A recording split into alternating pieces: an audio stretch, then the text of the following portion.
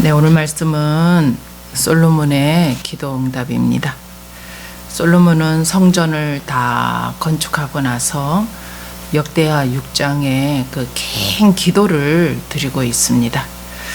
역대하 6장은 이 성전이 어떻게 해서 지어졌으며 이 성전의 의미가 무엇인지, 그리고 이 성전에서 드리는 기도가 어떤 효력이 있는지를 자세하게 나와 있습니다. 첫 번째는 기도 응답입니다. 솔로몬이 6장에서의 모든 기도를 마치자 어떤 일이 일어났습니까? 1절을 함께 읽어보도록 하겠습니다. 솔로몬이 기도를 마침에 불이 하늘에서부터 내려와서 그 번제물과 제물들을 사르고 여호와의 영광이 그 성전에 가득하니.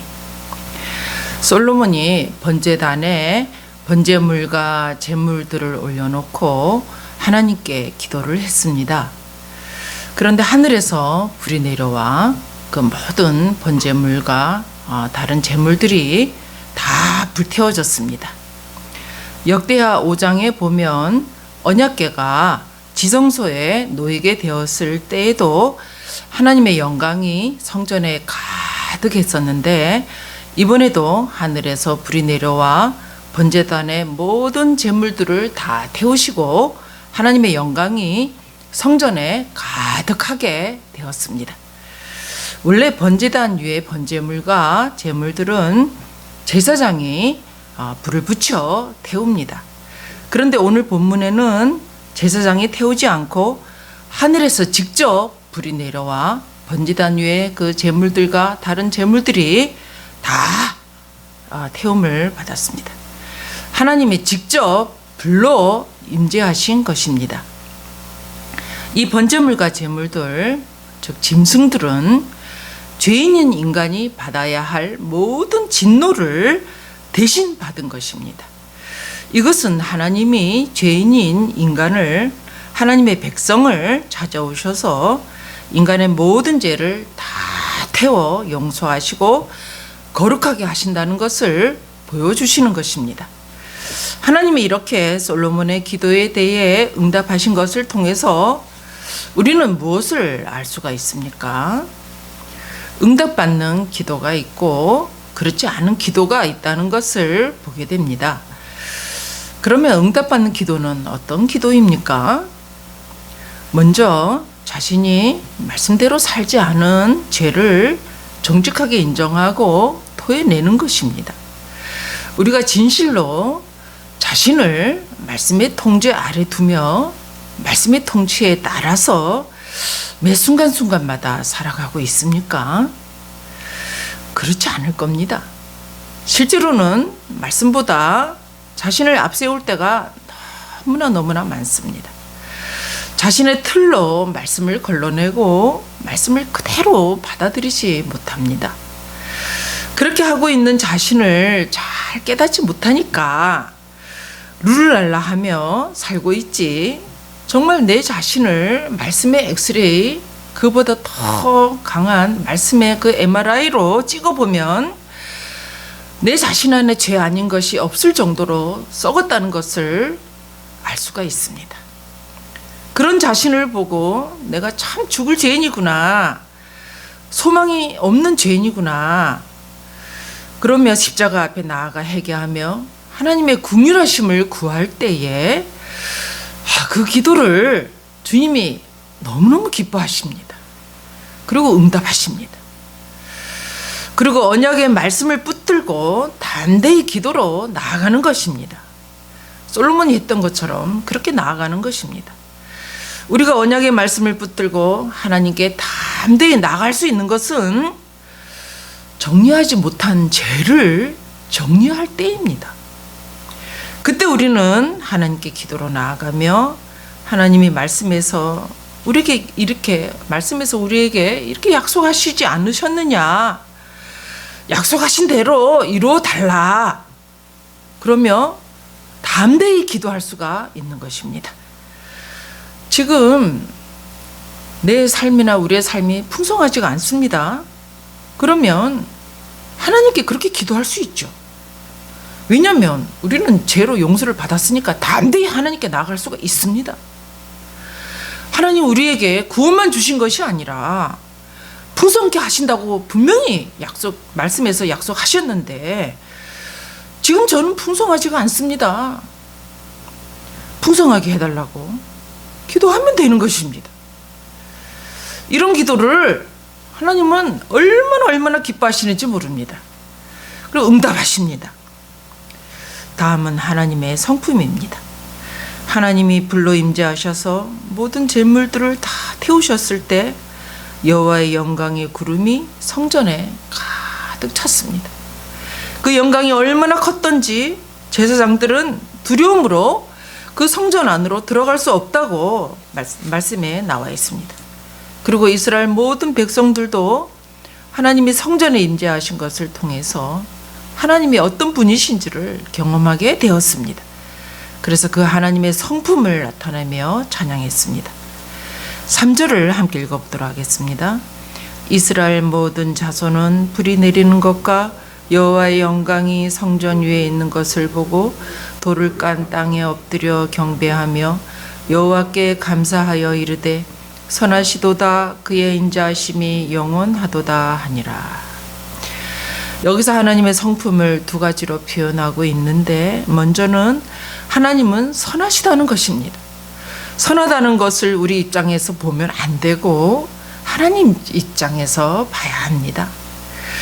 우리는 우리 입장에서 항상 좋은 것만 주어져야 하나님을 참 이렇게 선하시다 그렇게 생각할 수 있습니다. 우리 다 그렇게 생각하죠. 그러나 하나님은 우리에게는 좀 안 좋더라도 항상 좋은 것을 주시는데 그것은 고난입니다. 우리는 원하지 않지만 하나님은 고난을 주셔서 우리를 연단하십니다. 연단의 과정을 통해서 우리에게 하나님의 성품이 이식됩니다. 그러면 복덩어리로 하나님의 뜻을 이루어 드릴 수가 있다는 것입니다. 그래서 하나님이 우리를 선하시게 인도하시는 것입니다. 이스라엘 백성은 하나님의 선하심을 찬양했습니다. 왜냐하면 자신들과 같이 아무것도 아니며 죄인에 불과한 자들을 하나님이 찾아오셨다는 것이 너무나 영광스러운 일이기 때문입니다. 그리고 이런 이스라엘에게 임한 은혜에 대해서 축복에 대해서 세상 사람들도 놀랍니다. 아니 어떻게 저렇게 보잘것없는 나라에 그 보잘것없는 백성들에게 성전을 짓게 하시고 이들과 함께 하시며 말할 수 없는 복을 쏟아부어 주시느냐 그러며 놀라는 것입니다. 그리고 두 번째로는 하나님의 인자하심입니다. 인자하다는 것은 죄인에 대하여 오래 참으시고 신실하게 대하시는 것을 의미합니다. 우리는 죄인에 대하여 오래 참을 수도 없고 그 사람이 변하기를 잘 기다리지를 못합니다. 그리고 정죄를 할 때가 많습니다. 그러나 하나님은 죄인에 대하여 오래 참으시고 죄인이 회개하고 하나님께 돌아오면 의인보다 더 사랑하신다는 것입니다. 우리에게 하나님의 인자하심이 없었더라면 우리는 어떻게 되었겠습니까? 그러니까 우리는 자꾸만 다른 사람들을 보니까 답답하고 힘들어요. 그런데 내 자신을 보게 되면 그게 싹 없어집니다.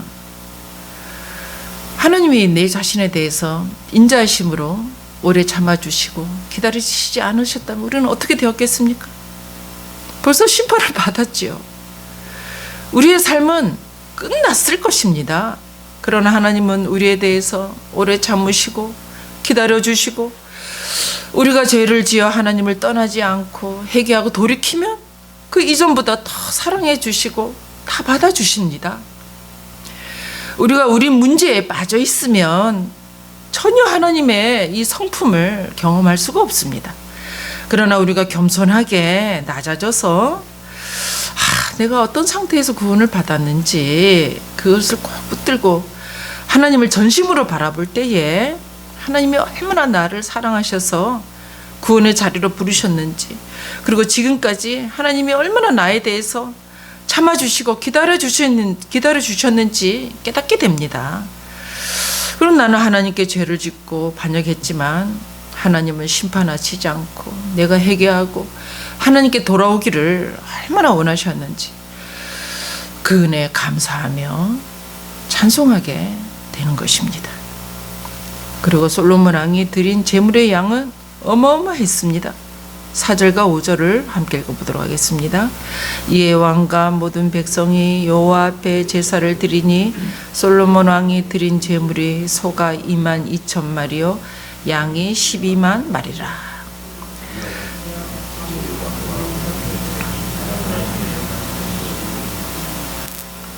제물의 양이 얼마나 많은지 끝이 없을 정도였습니다. 하나님의 임재를 체험하고 나니까 더욱더 예배 드리는 것을 기뻐하게 되었습니다. 자신에게 있는 것을 하나님께 바쳐도 전혀 아깝지가 않은 것입니다. 은혜가 없으면 조금 바쳐도 너무 아깝습니다. 바치기 싫어서 바쳐도 손이 덜덜덜덜 떨립니다. 근데 은혜가 있으니까 자신에게 있는 것은 다 하나님의 것이라고 하며 기쁨으로 드렸습니다. 또한 계속 제사를 드리고 싶어서 제사 드리는 것을 얼마나 원하는지 모릅니다. 이때 그 절기가 초막절이지 않습니까? 계속 절기를 드리고 그 절기가 일주일 끝나면 또 성회를 열었습니다. 이 모든 것을 기쁨으로 행했습니다. 세 번째는 하나님의 응답입니다. 하나님은 솔로몬에게 나타나셨습니다. 그리고 솔로몬이 6장에서 기도한 것을 하나님이 다시 말씀하셨습니다. 이것은 솔로몬의 기도를 하나님이 들으셨다는 것을 보여주고 있는 것입니다. 그리고 하나님은 이곳을 택하여 하나님의 성전으로 삼으셨다고 말씀하시는 것입니다. 이것은 이곳에 하나님이 임재하셔서 이곳에서 하는 모든 기도를 들으시고 응답해 주신다는 것입니다. 하나님은 솔로몬에게 무엇을 말씀하고 있습니까? 13절과 14절을 함께 읽어보도록 하겠습니다. 혹 내가 하늘을 닫고 비를 내리지 아니하거나 혹 메뚜기들에게 토산을 먹게 하거나 혹 전염병이 내 백성 가운데 유행하게 할 때에 내 이름으로 일컫는 내 백성이 그들의 악한 길에서 떠나 스스로 낮추고 기도하여 내 얼굴을 찾으면 내가 하늘에서 듣고 그들의 죄를 사하고 그들의 땅을 고칠지라. 팔레스타인 사람들에게 가장 두려운 것은 비가 오지 않는 것입니다. 그리고 메뚜기 재앙입니다. 또한 전염병 재앙입니다. 전염병에 걸리면 다 죽습니다. 그때는 마스크가 있었겠습니까? 다 죽어요. 이런 재앙들이 하나님의 백성들에게 있다는 것은 이들이 하나님을 버리고 하나님의 그 언약의 말씀을 버린 것을 의미합니다. 이들이 바른 길을 떠나고 악한 길로 갔기에 이런 재앙이 온 것입니다. 그러나 이때 겸손하게 하나님을 바라보고 회개하며 돌이킬 때에 하나님이 다시 복을 주신다는 것입니다. 이때 악한 길을 떠나 말씀을 붙잡고 스스로 겸비해서 하나님의 얼굴을 구하면 하나님이 자신의 백성의 기도를 들으신다고 분명히 약속하셨습니다. 우리의 이 땅에서 생기는 모든 문제는 하나님과의 관계에서 뭔가 어긋났기 때문에 생기는 것입니다. 그래서 하나님이 풀어주시도록 기도해야 합니다. 그래서 문제가 생겼을 때 잘잘못을 따지는 것보다 해야 되는 것은 전심으로 자신의 죄인됨을 인정하고 하나님을 바라보는 것입니다. 그러면 하나님이 일하시기 시작하십니다. 그렇게 할 수 있는 근거는 무엇입니까? 하나님이 이 성전을 택하셨고 이 성전을 거룩하게 하셨고 여기서 하는 모든 기도는 다 응답하시겠다고 약속하셨기 때문입니다. 우리의 기분이나 감정에 따라서 하나님이 들어주실 것 같고 하나님이 안 들어주실 것 같고 그런 것이 아닙니다. 하나님의 말씀으로 분명히 성전에서 하는 모든 기도를 들어주시겠다고 약속하셨기 때문에 우리는 그 약속을 믿고 담대히 하나님께 기도하는 것입니다. 그러나 기도하기 전에 먼저 자신의 잘못을 회개하고 돌이켜야 합니다. 더 이상 욕심을 부려서도 안 됩니다. 그러고 나서 하나님을 바라볼 때에 기도 응답이 있는 것입니다. 하나님의 눈과 마음은 이 성전에 있다는 것입니다. 예수님은 요한복음 15장 7절에서 말씀하셨습니다. 너희가 내 안에 거하고 내 말이 너희 안에 거하면 무엇이든지 원하는 대로 구하라. 그리하면 이루리라. 분명히 말씀하셨습니다. 우리는 이 말씀을 붙들어야 합니다. 우리는 기도가 응답받기를 원합니다. 그러나 주님은 우리에게 무엇을 먼저 요구하고 있습니까? 먼저 주님 안에 신실하게 거하라는 것입니다. 말씀에 내 자신을 제한받지 않고 내 마음대로 주님 밖에서 욕심으로 행한 것을 회개하고 이 말씀을 믿고 자신을 주님과 주님의 말씀 안에 제한을 시키라는 것입니다. 그러면 무엇이든지 구하는 것은 이루시겠다고 분명히 말씀하셨습니다. 하나님이 함께 하시는 이 성전에서 언약의 말씀을 붙들고 나아가 기도가 응답이 되는 우리 모든 성도님들 다 되시기 바랍니다. 우리 기도를